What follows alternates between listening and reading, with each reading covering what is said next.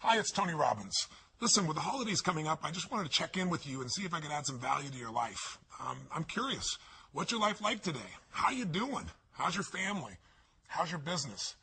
The reason I ask is I've spent the last 6 months traveling as much or more than I ever have in my life. I've been working on our TV show, and simultaneously, though, I've been working with people in businesses and their individual life from literally all over the world, all over the United States, but from the U.S. to London, and from London to Fiji, and Fiji to China, China to Singapore, to Thailand, back to Rome. I mean, it's been a whirlwind. And everywhere I go, I see people that are extremely stressed. I see as much stress as ever before, and even though supposedly the economy has begun to turn around, the economy may be turning around, the stock market may be, but most people are not feeling it yet. In fact, the jobs aren't turning around, and so a lot of people are experiencing enormous stress. So how are you? If you're doing really well, I'm here to congratulate you, and I'd like to maybe share something with you that you could use to help somebody that you care about that maybe not doing quite as well as you are. And by the way, we can always do better, so I think these 5 little keys I want to share with you could be helpful for your own life as well. No matter how great you are, take it to the next level. If you are facing challenging times, or if somebody you really care about is, I thought, what could I do real quick, because we're on the internet, that could add some value, maybe give you some perspective, give you just a little bit of a quick plan to really move yourself forward. And where I came up with these little 5 keys was really interesting. Last October, I found myself in a position where, everyone in the world was concerned. I'm getting calls from, my barber to a billionaire financial person that I've managed and coached and helped for the last 17 years. So it was affecting everybody. Trillions of dollars disappearing in the stock market, people's nest eggs disappearing, everybody freaking out saying what to do. And then simultaneously, the Today Show called and they said, could you come on and motivate people? I thought, oh my God, it's not what I do. Well, can you tell them something that could really help them? And I said, well, yes, I can. And I said, how much time do I have? And they said, well, about 5 minutes. And I thought, oh my God, what could you do in 5 minutes? So I began to think about it and said, well, let's look at what you could do that's really real, that's really simple, but that has really worked for me. I have so many tools and strategies just like you do in your life, but I'm usually the guy that gets the call when somebody's really challenged. And I thought, what if I look at this differently? What if I look at what have I done in my life during my most difficult times? And this might be useful for you too, to kind of look at your own life and say, when I was in the toughest times and I was able to pull myself through, how did I do it? What were some of the elements that made the biggest difference in your life when you did those turnarounds, when you made it through whatever was your toughest times? For me, those toughest times in the very beginning were when I was just a kid and my mom and dad separated, and my mom thought I was on my dad's side, so she kicked me out. She kicked him out already. He'd moved back east, and I was literally sleeping in my car trying to figure out how to survive. And, homeless, trying to figure out what to do. I had to figure out, what am I going to do to change myself? Because first I was just depressed and overwhelmed, and I felt like there was nothing I could do. I had a similar experience in a different way at a totally different stage of life. In my early 30s, when suddenly I was diagnosed of having a tumor in my brain. And all of a sudden, your whole life becomes total uncertainty. And what do you do to turn things around? Well, at the most fundamental level, I did 5 things. And these are the 5 that I invite you to consider and look at your life to either take yourself to the next level, be able to thrive during these difficult times, or turn yourself around so you can begin to thrive. The first thing I believe you got to do to turn yourself around is really take control of your mind, or specifically, you got to feed and strengthen the mind. The mind is an interesting place, isn't it? I mean, fear can take us over. Uncertainty kind of unleashes all these thoughts that make us start to believe very often that things will always be bad, that we'll never be able to turn it around, or that we don't have the capability. It's just the nature of those inner voices that everybody feels at times. Now, maybe you're not feeling it right now, but I'm sure there are times that you have. So to take control of your focus, what do? Well, I was told all of a sudden I had a tumor, or way back when I'm on my own trying to figure out what to do, I realized that somehow to take control of my mind, I had to feed it. That if I didn't feed my mind, I'd be living on the weeds that came around me. I mean, today, if all you do is, pick up your phone, you've got all kinds of messages that are going to get your full attention, or flip on Google and check out the news, or watch CNN, or whatever it is you do, it's constantly coming at us. One of my first teachers, Jim Rohn, taught me something years ago. He said, Tony, every day you've got to stand guard at the door of your mind. He said, I'll give you a good lesson. He said, think about this. What if your worst enemy in the whole world came and dropped some sugar in your coffee? He said, what would happen to you? And I was just a 17-year-old kid just getting started. And I said, what do you mean? I'd have sweet sugar. He said, that's right. He said, what if your best friend with the best intention in the world, drop one drop of strychnine in your coffee? I said, I'd be dead. He goes, that's right. So remember, life is both sugar and strychnine, and you better stand guard at your coffee. Stand guard at the door of your mind, because things feed in there and you start to accept them. They start to become beliefs. You start to make up meanings that take over your life. My fastest way of combating that when I was first brand new, just trying to figure out what to do with my life, was to read. And I was poor. I was literally sleeping in my car, so I'm ancient enough to remember when there wasn't an internet and when I would go to the library. And I would go to that library, and my whole goal was feed the mind. Feed the mind for at least an hour minimum a day, and sometimes more than that, where I would read somebody's biography. I'd read the story of somebody who went through some unbelievably difficult time and how they turned it around. And it gave me perspective. Or I'd read a book like As a Man Thinketh. If you haven't read it, it's worth reading again and again. You can read the book in about 20 minutes. Or I'd read Man's Search for Meaning, where all of a sudden Viktor Frankl, a man who was literally living at that time in Auschwitz, losing all of his family, and he figured out how to make it through that time and add value.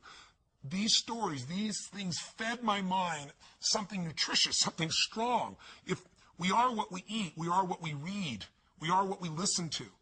Later on, I began to feed my mind, about understanding the ideas around health principles and how people had turned themselves around who had tumors, who had cancer.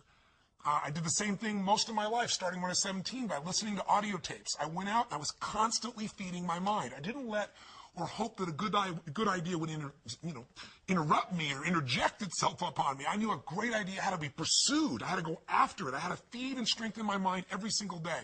So I did it with audio tapes. I did it with books. And I did it by literally doing incantations, saying to myself something over and over again with such intensity till my mind began to believe it. So reading, listening, feeding your mind is the first step to get out of that place of uncertainty and to start to re-tap into your real ability to thrive in any environment. What's the second key? Well, number 2 is you got to feed and strengthen your body. As simple as that sounds, if you've been around any of my work at all, I believe physiology first. And sometimes even try to feed your mind. You can feed it, but those thoughts keep coming back. What's going to change that mind faster than anything else is a radical change in your body, a radical shift in your physiology. How do you do it? Well, think about this. When times are really uncertain, fear creeps in. And what is fear? Fear is something quite physical. It takes a hold of you when it's really there and intense. We've all had that gut level fear, that dark night of the soul at times where it feels like, nothing's going to work. So how do you turn it around? Yeah, you feed your mind, but you also strengthen that body. When's the last time you really pushed yourself? You went on a run, a slight jog or a walk, but at the end, you pushed yourself for that last 2 minutes, 5 minutes, whatever it was, till you felt like your heart was pumping up, like going to spit out blood, where there was an intensity in you. I know I sound over the top, but that's how I turned myself around. Way back then, when I was literally just starting my journey, I was 38 pounds heavier than I am now, and I was starting to feed my mind, but it wasn't enough. I had to really feed my body, and the way I did it is I decided to go on this run. I picked up, these, in those days, I had cassette tapes. Again, that's how ancient I am. Sorry, there was a time before, iPods or anything of that nature. And I listened to this song, this cassette tape. It was by this group, and it was a female group called Heart. And the song was Barracuda. I'll never forget. And I went out there, and I decided to go on a run. I hadn't run for God only knows how long, years. And I had a nice big fat belly. But again, I pushed myself so hard, like I had nothing left, and I pushed myself even more. And when that blood started rushing in me, when that was pumping in my brain and my body, or go out and lift weights, go out and push yourself and feel yourself have to force through whatever was your limitation before. When that gets inside you, that physical strength again, that sense of breaking through, every part of you starts to operate differently. Your body changes, so does your mind. What's the third key? Well, that third step is you got to get a role model that inspires you and really shows you the way.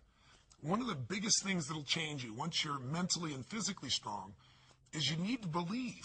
You need to not just have a sense of certainty, but you got to believe that there is a pathway to get to where you want to be.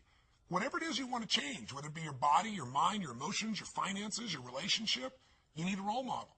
So, for example, last October, I realized I only had a few minutes to be on television. How do I get these people that think they've lost their nest egg and it'll never come back to not just think I'm being positive, but show them a real example? That's what a role model is, I should say. It's a real example. So I thought, well, the best example is just show them history. So at that time, they interviewed me and they said, well, many stocks have gone from $80 and in the last few months they're down to $8. And I said, well, let me tell you the good news and the bad news. Some of those $8 stocks are going to be $5 or $2 or $1. Many of them are going to go to 75 cents.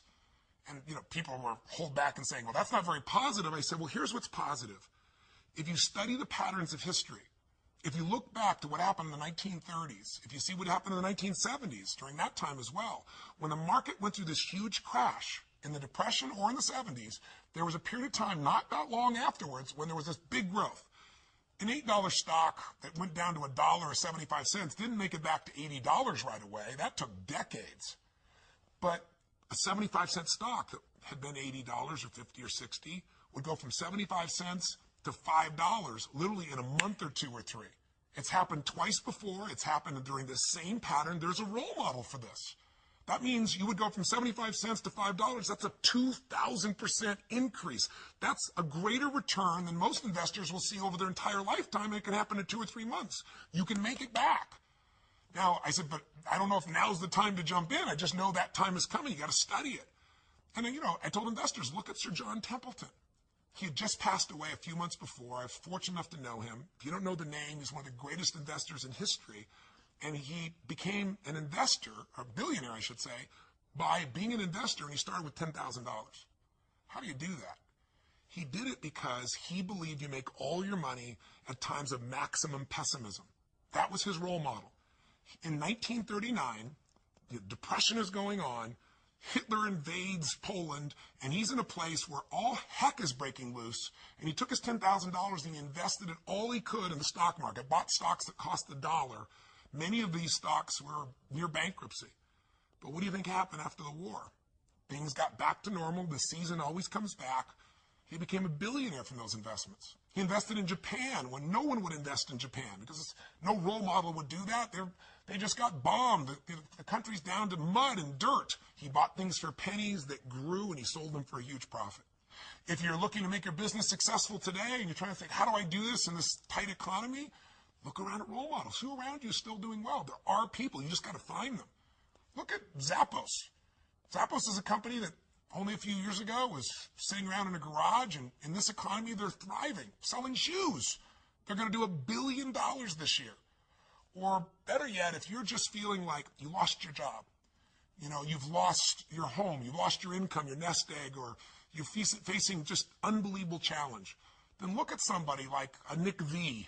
If you don't know who I'm talking about, go to my blog and watch a video of him. I'm shortening his name. It's very hard to pronounce his name. I'll be respectful, but I've got his whole story there. You can watch it. Here's a guy that was born with no arms and no legs. I mean, literally, he can't dress himself, can't move, can't feed himself. He wanted to die. He was totally depressed. And in one day, he figured out a different way of looking at life. He somehow began to strengthen his mind and body, and he got a different role model of what was possible inside of himself. And now he inspires people all over the world. Little kids who think they have a big problem, adults who think they have a big problem, meet him and go, how does he even make a phone call? And you'll see him do it. He's got this one little web foot. Please go see it. You'll be inspired. We all need contrast sometimes. Not only role models of how to get it done and be successful, but role models of how to deal with our problems and our challenges. So get a role model that'll inspire you and show you the way. And the fourth key now is you've got to get a proven plan, and you got to take massive action. Don't even worry about a proven plan. There are lots of role models. Hopefully they'll prove it to you, but get a plan. Do something. I tell people all the time, you've got to remember the power of massive action. So often in life, people don't begin the journey because they're not quite sure what to do or how to do it right or how to do it perfect. If you want to change your body, get yourself moving. Don't wait for the perfect trainer. Just go out there and move. Put on your shoes and move and get momentum. Just remember, progress equals happiness. If you can start to make progress, if you can get yourself going, even if it's not perfect, if it doesn't work, you know what to do. Just change your approach. If that doesn't work, change your approach. But if there's anything that'll shift your life, that'll get you to thrive in a difficult situation, is take some massive action. Try something else. Change it, try it, move it. I go on and on this, but I'll be respectful to your time, so let me give you the final key, number 5. Number 5, I think, is the most important of all. So just to remind you, first thing you got to do is feed and strengthen that mind. Read, listen, feed the mind. Take control of that focus. Stand guard at what other people are saying. Focus on what it is you're here to give, what you can control, what you can make happen. Number 2, feed and strengthen that body. Remember, fear, uncertainty, they're physical experiences. So the best way to deal with something physical is get physical. Change that body. Go lift some weights. Go for that run. Do something that's going to get you in that state. If you've been to our seminars, you know exactly what to do. But get that hour of power going, that 15 minutes to thrive, if you're familiar with that, to train your body and mind to be strong again. Number 3, make sure you put yourself in that position where you find a role model that's going to inspire you and show you that way. Maybe it's a contrasting role model. You think your life's so tough, find somebody with tougher who's really turned it around. Or maybe it's just somebody who's really succeeded, that you can now see there is a way. There's a way through. There's a way to make this happen, even in the toughest times. There's always a way. 4, make sure you get yourself into action. Get a plan, take massive action. And then number 5, most importantly of all of them, feed your spirit. Feed and strengthen your spirit.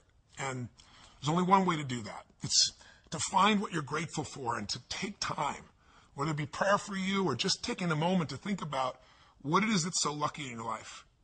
There's a rejuvenation in our spirit when we stop taking things for granted. And when most importantly, what feeds your spirit is to give, to find a way to do something for someone else who's worse off than you are.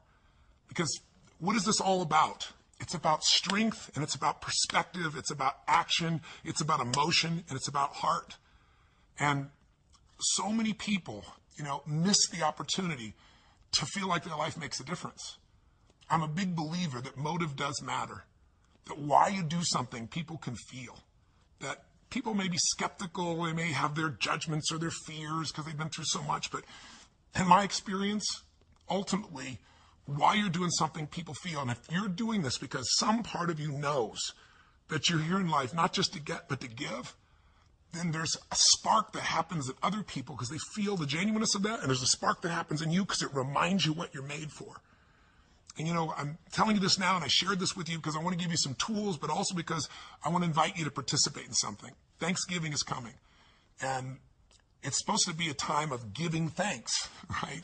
But unfortunately, for a lot of people, what we're finding is it's just about eating turkey or, eating so much and going and watching the ball game and forgetting what the spirit of the holiday is really about. Many of you who know me probably know the story of what's happened in my life and why I'm sharing this with you right now. Because when I was 11 years old, my family, a young brother and sister, I'm the oldest, and my father and my mother, we were in a position where my father had lost his job and we had no money and no food. And we wouldn't have starved, but we certainly weren't going to have a Thanksgiving dinner, that's for sure. And it was depressing, and my father was saying things to my mother, and mother was saying things to my father that, you never forget and you can never take back. And we were in this psychological, emotional hole, and it felt like nothing could get better. And what changed my life was a simple act of kindness. Somebody who, to this day, I'm emotionally even thinking about it still. That's why I want to talk to you today. To this day, I don't know who it was. But they decided, or knew our family, I guess, and they sent a delivery guy to knock on the door. And, my parents were fighting, so I answered the door. And there was this tall man standing with this big box of food, everything you could imagine for this holiday. And beside him on the ground was this black pan with an uncooked turkey in it. And he said, "Is your father here?" And I said, "Just one moment." And I quickly went over and grabbed my dad and didn't tell him who it was at the door. Just said, you got to answer it, and opened the door.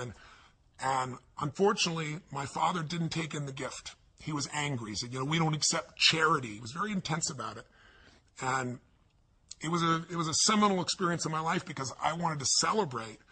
And ultimately, it became a celebration for the rest of my family. But my father didn't take in the fact that strangers can care, that strangers could really look out for you, that there could be an opportunity for you to take in a gift in life. And my father, shortly after that experience, left our family. It was one of the more intense moments of my life. But the beauty that came out of that event is the reason why I'm here right now. I'm not just talking to you in this conversation here on the internet, but the reason I do what I do is because I was penetrated by this kindness, because the meaning I gave it was that strangers care. And if strangers care about me, then I care about strangers. I got to find a way to give back. And I promised I'd find a way to do that. And so by the time I was 17 years old, I figured out how to do it. I wasn't real successful yet, as you might guess, but I decided I was going to feed 2 families. And I went to the grocery store and I got 2 baskets and I went around and put enough food, for 2 different families to have this incredible dinner. And I started the journey. And I began by feeding a family with 5 kids who I had no clue, but the father had left, and it was destiny for me. Next year, I decided it was so moving and emotional, I was going to feed 4 families, and I didn't tell anybody. And the next year, 8, because I wasn't doing it for the stars on my chart. But eventually, I thought, God, I could use some help. So I got my friends involved, and gradually I grew some of my small companies, and my employees got involved. And I'm really proud to tell you that, 30 plus years later today, we're in a situation now where through the foundation, together with people like yourself, we feed more than 3 million people last year in 32 countries. So my final kind of offering to you, my invitation is, come join me. Let's go out and touch some souls. Let's go out on Thanksgiving and let's see if we can just touch them. It doesn't take, I don't want your money. I mean, you're welcome to send some money to the foundation if you want, but that's not what this is about. What I really want is you to have the experience of reaching out and touching a stranger for no good reason except it's right. Because I know what that'll do to your spirit. If you're successful, it's going to make you feel something more than success. It'll give your life more meaning. If you're facing some real challenges and you enter a place like, when I went down to the South Bronx, I'll never forget, and entering a place that had no electricity, where people were literally starving, or a man who was literally on the streets, and we brought him this big basket. It was beautiful, and gave him blankets and socks and food. And I literally jumped out of the van. I was with this amazing man from the Salvation Army who was driving me around, and jumped out and handed this big basket, this huge basket to this man. And I mean, first he just looked shocked. Then he started to get this big smile. Then he got teary-eyed. And when I was leaving, there was this moment that you never forget. You can do this. You can do this by yourself. You can do this with a couple family members. You can just do 2 baskets of food where it feels like a gift, where it's not a handout like my father expected, but really a gift where it feels like a present, something special. And if all you do is go to AnthonyRobbinsFoundation.org, AnthonyRobbinsFoundation.org, you can put yourself in there and say, I'd like to be a coordinator for a basket brigade, even if it's just you, and they'll send you a little booklet how to do it. We have a little book called Notes for a Friend, which is this tiny little book I wrote that shows somebody how to turn their life around. You can give that, or you can just give food.